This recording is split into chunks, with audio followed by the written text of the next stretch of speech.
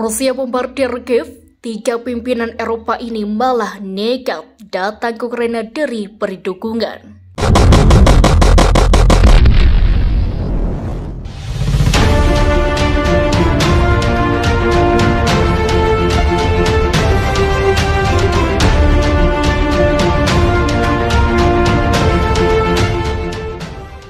Kedatangan tiga pimpinan Eropa di kota Kiev, Ukraina, disambut oleh serangan rudal pasukan Rusia. Dalam kejadian ini, rudal menghantam sebuah gedung apartemen dan menewaskan 4 orang. Tiga pemimpin Eropa tiba di kota Kiev, Ukraina pada Selasa di tengah invasi Rusia. Ketiganya adalah Perdana Menteri Ceko Petr Fiala, Perdana Menteri Polandia Mateusz, dan Perdana Menteri Seoul Janis Jansa. Mereka mengunjungi kota Kiev untuk bertemu dengan Presiden Ukraina, Volodymyr Zelensky, dan Perdana Menteri Denis Shmyhal. Perdana Menteri Ceko Petr Fiala mengatakan kunjungan ini bertujuan untuk memberikan dukungan kepada rakyat Ukraina. Tujuan dari kunjungan inilah untuk mengkonfirmasi dukungan yang jelas dari seluruh Uni Eropa bagi kedaulatan dan kemerdekaan Ukraina. Kata Fiala, tujuan dari kunjungan itu juga untuk menyampaikan paket dukungan yang luas bagi Ukraina dan warga Ukraina setelah imbunya. Lebih lanjut, Perdana Menteri Polandia masih mengatakan dukungan ini lebih diberikan karena sudah menjadi kewajiban dunia. Dalam masa yang kritis bagi dunia, sudah menjadi kewajiban kita untuk berada di mana saja, sejarah diuji, tulis Mark di Facebook. Merawi kemudian menyoroti masa depan anak-anak Ukraina yang berhak untuk hidup dan mereka dan merdeka. Karena ini bukan mengenai kita, melainkan masa depan anak kita yang layak hidup di dunia yang bebas dari teriani. Yang lantas mendukung Ukraina untuk berjuang melawan Rusia demi kebebasan di masa yang akan datang. Disinilah Kiev yang dilanda perang, sejarah sedang dibuat disinilah kebebasan berjuang melawan teriani. Ungkar di Twitternya. Adapun dalam kunjungan ini, ketiga pimpinan Eropa tersebut disambut rudal pasukan Rusia. Ketika tiba di Kiev pada Selasa pagi saat Rusia membombardir wilayah tersebut. Melansir info tembakan rudal salah satunya mengenai gedungan apartemen dan menewaskan 4 orang.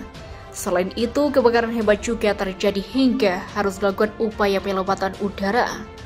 Amerika Serikat tidak yakin serangan amfibi Rusia di atau dekat kota Odessa di Ukraina akan segera terjadi, kata seorang pejabat senior pertahanan AS pada hari Minggu. Tentang potensi serangan itu dikhawatirkan di kota itu, diikuti dari Reuters pejabat itu yang berbicara dengan Yasat anonim. Memperkirakan Rusia telah meluncurkan sekitar 600 rudal jajak annual invasi dan mengerahkan ke Ukraina sekitar 95% pasukan tempur yang telah disiapkan sebelum di luar negeri. Pasukan Rusia terus mencoba untuk maju dan mengisi Kiev, Kharkiv, dan Chernihiv dan menghadapi perlawanan kuat Ukraina, kata pejabat itu. Presiden Rusia Vladimir Putin memperingatkan hari Sabtu bahwa negara Ukraina dalam bahaya dan menyampaikan sanksi barat terhadap Rusia dan menyatakan perang sementara gencatan senjata yang dijanjikan di kota pelabuhan Mariupol yang terkepung runtuh di tengah adegan teror. Dengan retorika Kremlin yang semakin sengit dan menanggung hukuman dari pertempuran yang bubar, pasukan Rusia terus menyambangi kota-kota dikepung dan jumlah orang Ukraina yang dipaksa keluar dari negara mereka bertambah menjadi 1,4 juta. Putin mengajarkan Ukraina dan Museum Holocaust pada malam hari.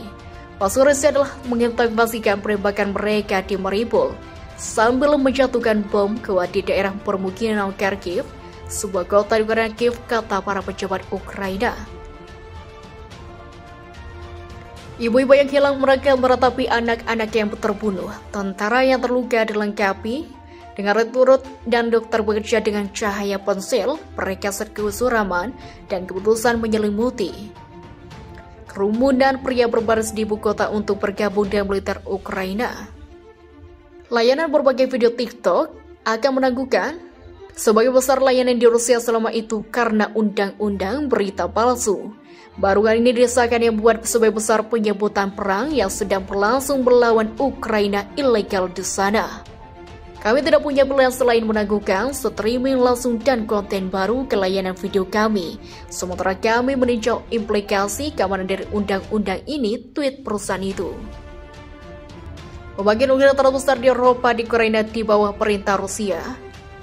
Staf di pembangkitan Ukraina, Lutri Tenaga Nuklir, Ukraina terus mengoperasikannya, tetapi manajemen sekarang di bawah perintah komandan pasukan Rusia yang berebutnya pekan lalu. Mereka tewas. Pengawas nuklir PBB pada hari Minggu mengutip regulator Ukraina.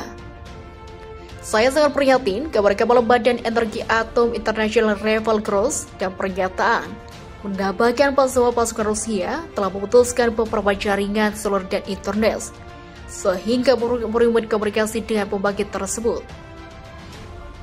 Manajemen dan staf harus diizinkan untuk melaksanakan tugas vital mereka dalam kondisi stabil tanpa gangguan atau tekanan eksternal yang tidak semestinya. Blinken bersumpah dukungan AS untuk Moldova. Menteri Luar Negeri AS Antony Blinken pada hari Minggu menjanjikan dukungan Amerika kepada bekas Republik Kecil pecahan Soviet, Moldova yang condong ke barat yang menghadapi pasukan musuhnya pengungsi dari Ukraina. Blinken bertemu dengan pejabat senior Moldova yang meminta bantuan internasional dan menangani lebih dari 120.000 pengungsi dari Ukraina yang sekarang menjadi tuan rumah, sementara juga mencari jaminan keamanan terhadap potensi agresi Rusia. Lebih dari 230.000 orang telah melarikan diri ke atau melewati Moldova dari Ukraina sejak perang dimulai 11 hari yang lalu. Blinken mengatakan penyambutan pengungsi Moldova adalah inspirasi bagi dunia. Rusia memiliki pasukan Moldova, sebuah negara penduduk 2,6 juta, ditempatkan wilayah transmigrasi yang disengketakan dan mereka diawasi dengan seketat saat Presiden Rusia Vladimir Putin melanjutkan invasi Ukraina. Di wilayah sekarang kita tidak akan kemungkinan bagi kami untuk merasa aman, kata Presiden Moldova Maya Sandu. Ratusan tentara Rusia sekarat. Ratusan tentara Rusia berbunuh setiap hari, kata Duta Besar AS untuk PBB kepada penyiar ABC AS dengan alasan bahwa Presiden Rusia Vladimir Putin mulai merasakan konsekuensi dari tindakannya. Putin telah membuat keputusan bahwa dan ia melanjutkan kontroversi dengan eskalasi dengan serangan terhadap warga sipil dan untuk bergerak maju dalam perang ini yang dirasakan Rusia sama seperti siapapun, kata Linda Thomas. Tapi saya tidak bisa menjelaskan mengapa dia terus bergerak maju dengan cara agresif yang bila dilakukan di Ukraina. Rusia telah melancarkan serangan ke berbagai kota di Ukraina termasuk di kota Mariupol. Akibat serangan tersebut, upaya mengevakuasi warga sipil gagal. Demikian disampaikan oleh seorang pejabat Ukraina seperti diberitakan Kompas.com. Menurut otoritas militer Ukraina pada Minggu, pagi evakuasi dari kota pelabuhan Mariupol dijadwalkan akan dimulai pada siang waktu setempat. Penasihat Kementerian Dalam Negeri Ukraina mengatakan evakuasi yang direncanakan di sepanjang koridor kemanusiaan yang ditentukan dihentikan karena serangan yang sedang berlangsung.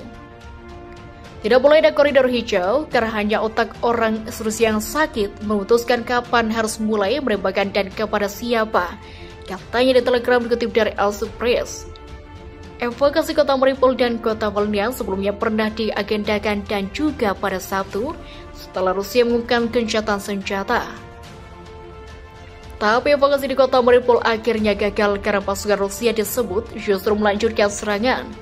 Pasukan Rusia menembak spanduk kota Mariupol di bawah lebih banyak penembakan dan pemboman udara oleh pasukan Rusia.